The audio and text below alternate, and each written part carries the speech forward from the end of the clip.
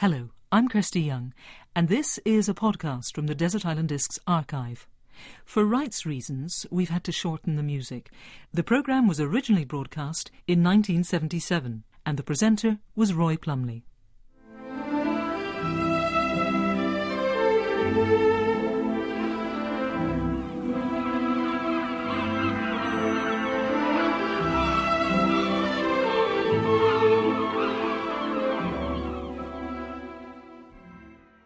Our castaway this week is the food and wine expert, Egon Ronay. Egon, what are your views on background music in restaurants? Well, I'm afraid I don't like background music of any description. You know, restaurants sometimes try to categorize themselves into to a certain level by playing Bach or something like that. But whether it's pop or Bach or whatever type of music, I think background music has no place in a restaurant. Apart from that, you're very fond of music. You are, in fact, a good amateur pianist. Well, I used to be. I don't play anymore. Good, I think you're paying me a compliment. I was fair and played the piano for a long time. You had a very distinguished teacher. Yes, he was chosen by my mother. Like every mother, she thought that her son is going to be a wonderful pianist, which I never became. In those days, I was living in Budapest, of course, and she chose a man whose name you won't know, a man called Toman, who actually was in his 70s, and he was a pupil of Liszt, believe it or not. It's quite incredible. And furthermore, he also taught with a considerably greater success Bartók and Dochnányi. And you. Yes, quite. You mentioned Budapest. You are, of course, Hungarian. May we expect your country of birth to some extent to colour your choice? Yes, of course, unavoidably it must. Music formed very much part of our cultural and even social makeup. Looking at your list, can you see any plan operating in the reasons for your choices? Not really, perhaps with one exception, that naturally, having played a bit piano myself, it would perhaps be best if we started with something I used to love to play and was only allowed to play after a lot of other things which were less enjoyable, you know, the hour and a half practice every day and so on, and that's Clair de Lune by Debussy.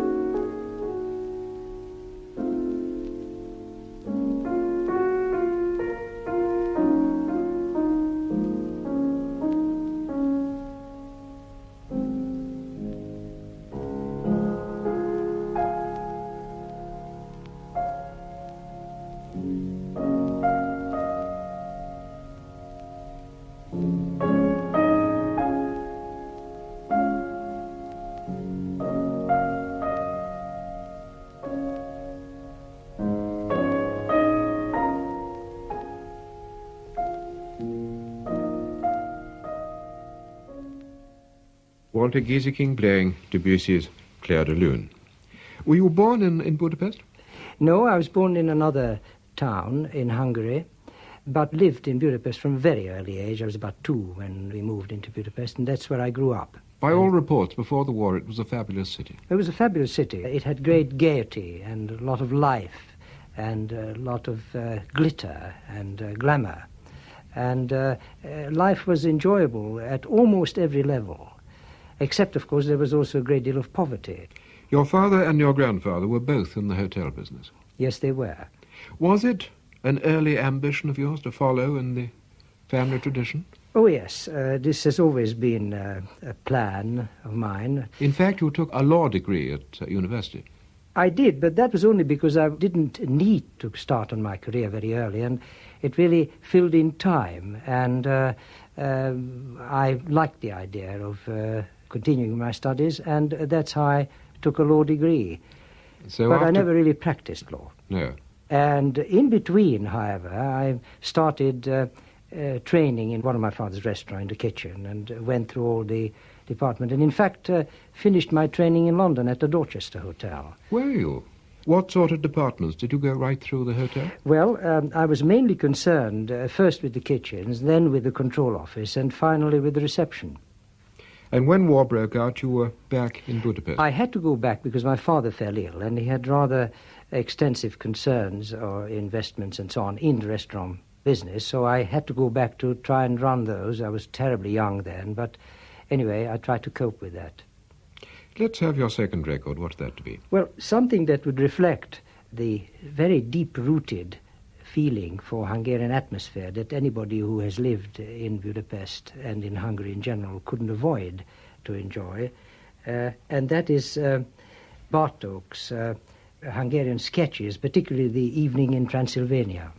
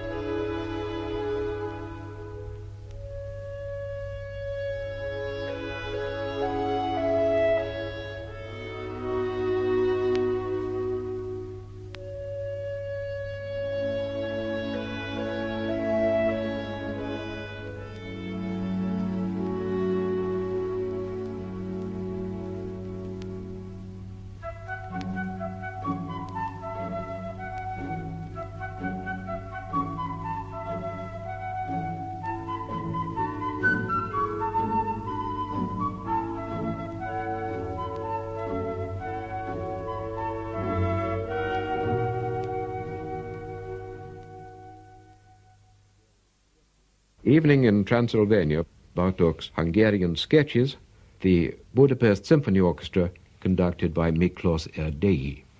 Now, Hungary, technically at war with the Allies, was taken over by the Germans, then invaded by the Russians, so it had a hard time all round. When did you get out? I got out in 1946, after the war. It wasn't easy, but I was very lucky in as much as I had a very great friend who was a very young man in those days. You know, after the war, very young people got to the top, so to speak. And this friend of mine became mayor of Budapest. He had many very good qualities. One of them was that he just was unable to get drunk, and therefore he could drink much more than the Russian commander of Budapest. And he could drink him under the table. And this is precisely how he procured for me a Russian military permit to leave the city, which was necessary to have in addition to your passport. And this is how I was able to leave Budapest. And you came to London, where, of course, you had contacts and you knew people already. What did you do?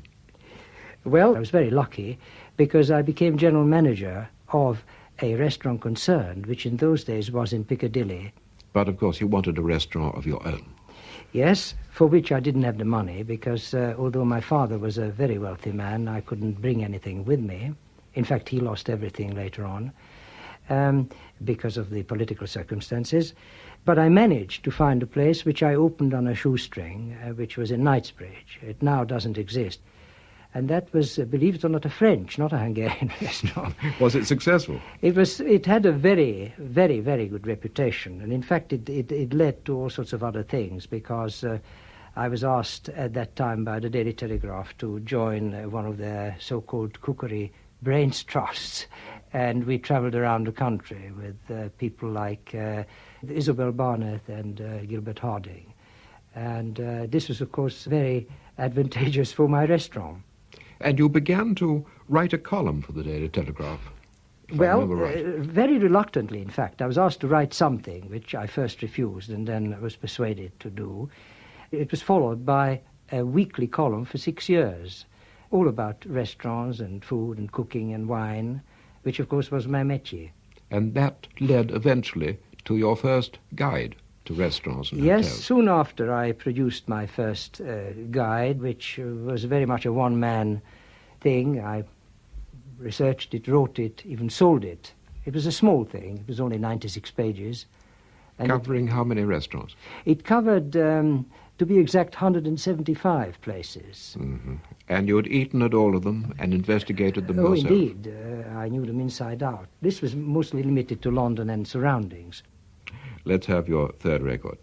Well, shall we have Beethoven's Second Symphony, the last movement, which I particularly like because of its, to me, very appealing rhythmic qualities.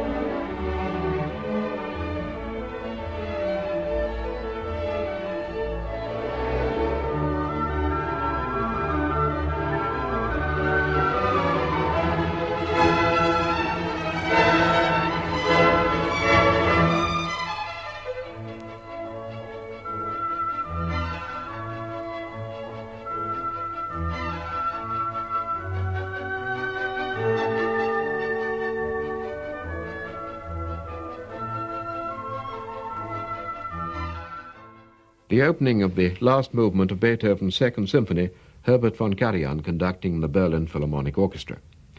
So, 175 London restaurants in your first guide 20 years ago. How many in your current edition? Nearly 3,000. That's progress, isn't it?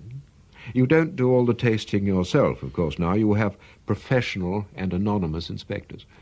Yes, we have about 10 people who are employed full-time by my setup, and they go around, travel up and down the country anonymously in restaurants, and in hotels they introduce themselves in the morning after they've paid the bill. What qualifications must they have? Well, first of all, they must have stamina. Yes, I'm sure. Because it's a very difficult and arduous job, which not everyone realizes. But really, basically, it needs good taste and common sense. And of course, we try to choose, and we always do choose people who have a fairly wide catering background and who have an international knowledge of particularly food, but also wine to some extent. They have a lot of responsibility because your publications are now very influential. And surely the system means that one man's opinion, and he may have a liver attack that day, can possibly do a lot of financial damage to someone's enterprise. Well, there are two things about this. One is that we certainly go back more than once, perhaps more than 2 or 3 times, to places which are classified or graded very highly, or where we have to change the grading because of circumstances, a change of ownership or chef and so on, it goes down substantially. We go back several times, and we spend a lot of money on this. That's one thing.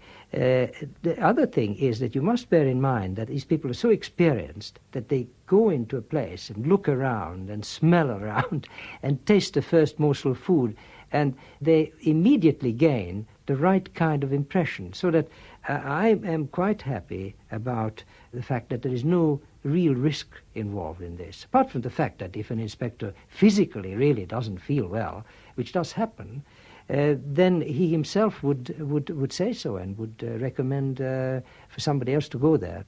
You get a lot of letters, I presume, from diners recommending places that they've been to, suggesting Indeed, that it should be included. We get quite a sizable mail every morning, and this we welcome very much, although we never follow blindly what people say, but it gives a very good basis on which our so-called inspectors can proceed.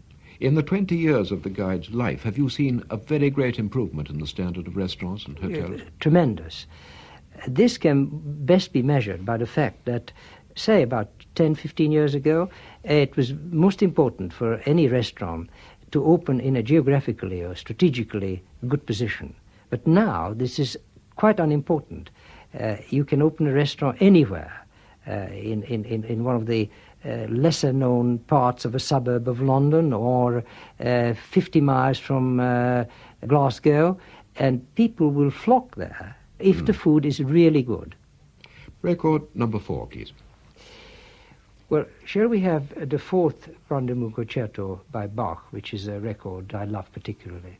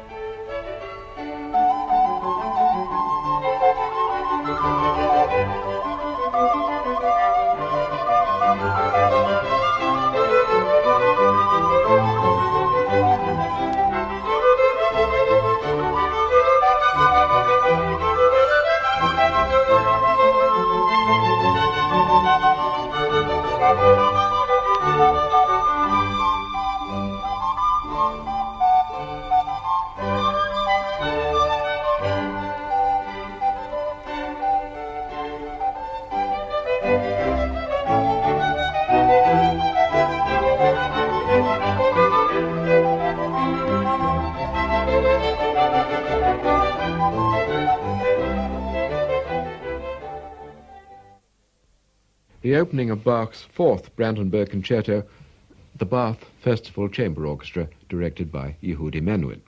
In addition to hotels and restaurants, you've published separate guides to pubs.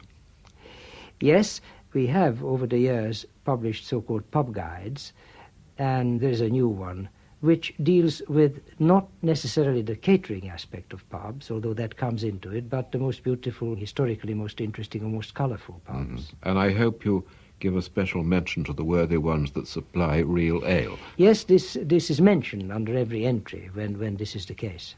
And you publish a guide to transport cafes. Is there scope there? I mean, one bacon sandwich must be very like another. It isn't, you know. It is quite surprising that some transport cafes, at any rate, are unjustly maligned, because transport cafe food has become part of the British folklore. But really, it is quite touching to see the effort that some families put into running these places and offer such incredible value, you know, 3-course meals for 60p, and some of it is quite good, and they do use a lot of fresh staff. And I'm sure they're much better than some of the motorway cafes.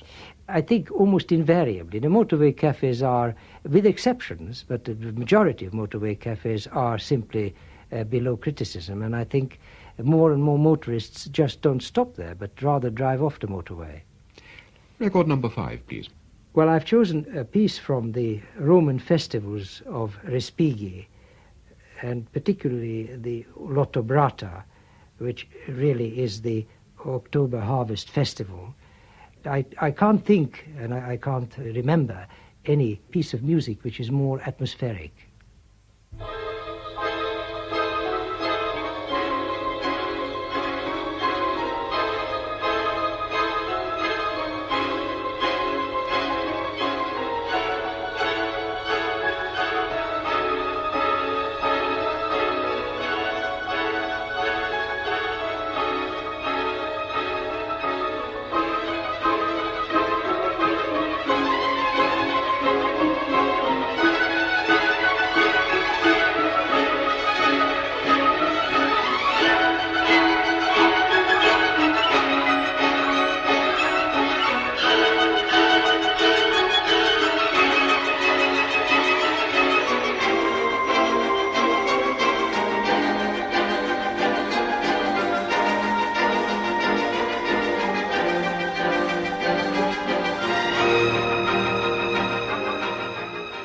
Lottobrata, the October Harvest Festival from Respighi's Roman festivals, played by the Philadelphia Orchestra, conducted by Eugene Ormandy.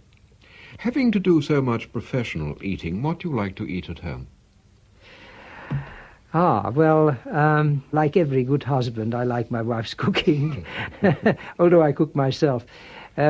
Incidentally, her background is very much in music. When she was a child, she was a concert pianist. But now she turned her creative efforts to cooking, and but nothing unless it's marinated for 3 days. No, but joke apart, it's the simple things we value most. Yeah. I mean, a roast partridge, for instance, is better than anything I know. Record number 6. Well, this is perhaps my favorite piece of music, which is the Peacock variation by Kodály, because it is very much an echo of the music with which I was brought up in Hungary.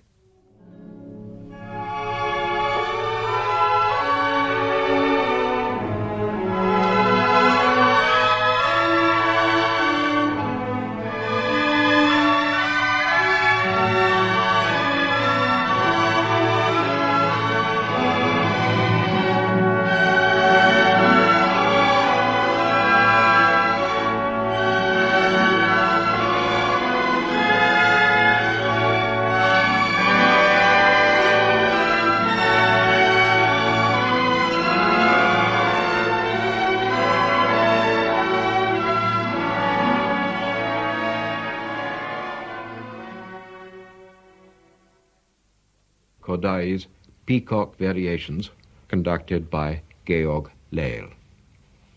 Now, this desert island situation. Have you done some fishing? No, no. I only enjoy the end product. Have you done any cultivating? Not even that.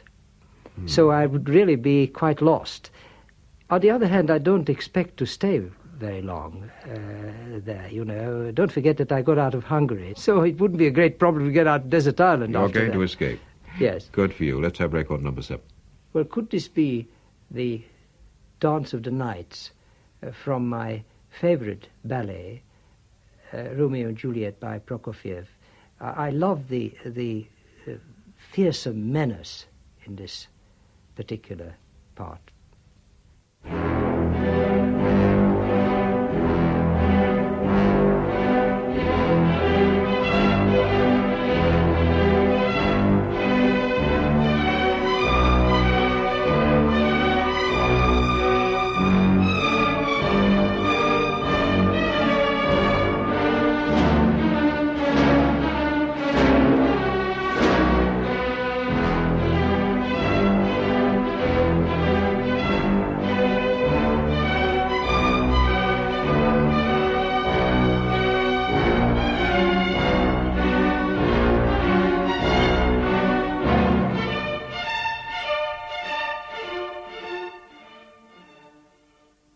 The Dance of the Nights from the Prokofiev ballet, Romeo and Juliet, the Boston Symphony Orchestra, conducted by Erich Schleinsdorf.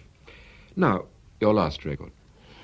Well, my last record comes under the heading of higher musical education, in quotes, which was brought to me, really, by my wife, who knows a very great deal more about music than myself.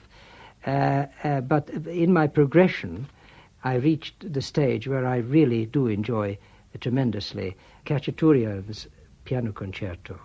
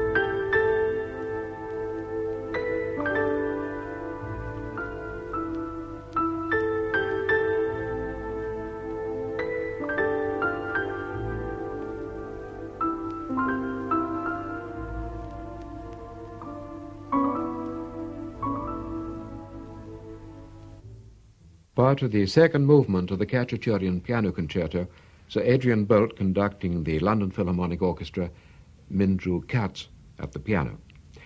If you could take only one disc out of your 8, which would it be? Oh, undoubtedly the Peacock Variations by Kodai.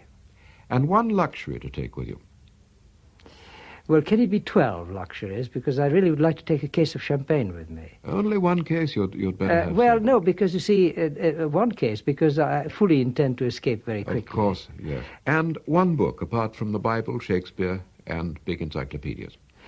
Well, I think perhaps something that has a lot of meat in it, and therefore wouldn't get tired of reading it several times if I had to, and that would be War and Peace by Tolstoy. Tolstoy's War and Peace. Would you like it in English or Hungarian? Well, I don't read Russian, so I might as well read it in English. In English. And thank you, Egon Ronay, for letting us hear your Desert Island discs. Well, thank you very much. It was so pleasant. I hope you'll join me on the Desert Island. With pleasure. Goodbye, everyone.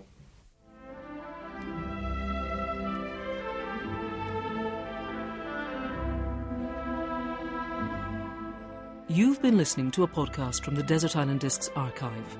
For more podcasts, please visit bbc.co.uk/Radio4.